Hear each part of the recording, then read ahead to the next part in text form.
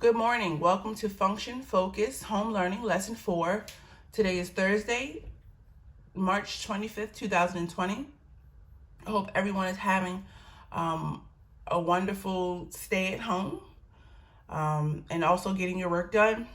So today's objective is hopefully students will be able to practice solving systems by graphing and the substitution method.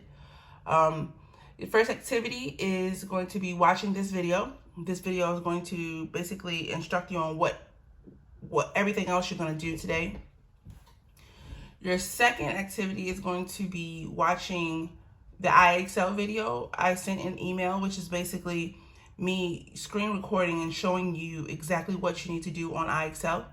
And then also how to use IXL for all the benefits that it has for you while you practice. Now, you do need to log into IXL. Go to IXL.com and log in. If you do not know your username and password, please do not hesitate to email me and I can send you your username and password. Okay. And then last but not least, activity number 3 is to, once you log in, you're going to complete IXL activities E.2, which is solving systems by graphing. And you're going to do E.6, which is solving systems by substitution. Now, the graphing is kind of easy, and you'll see that in the IXL video. For your substitution, I suggest that you create a paper, something like this. Just scratch paper. It doesn't have to be on line paper. It could be on regular printer paper. It does not matter. What you're going to do is you're going to break each problem down into 3 steps and then the check, just like you see on this paper. Okay. I want you to remember that each problem for substitution is going to have 4 steps. The first step is to solve one equation for x or y, whichever variable is easiest to solve for. Now, some of the problems will have that variable already solved, okay? In which case, your step 1 is done for you. That should make it easier.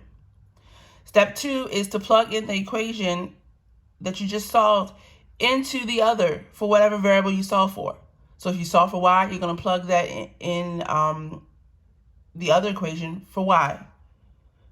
Okay. Now, once you do that, you're going to solve for the first variable in step 2.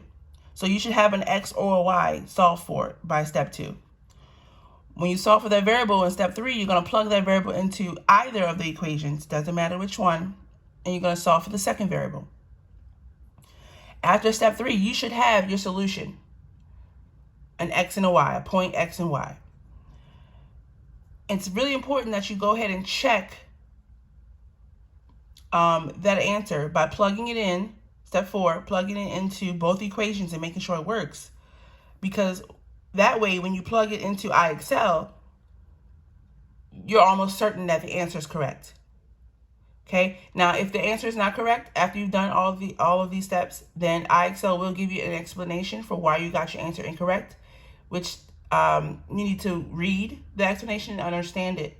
If you have any questions or concerns about the IXL system in general or about any specific problem, do not hesitate to email me.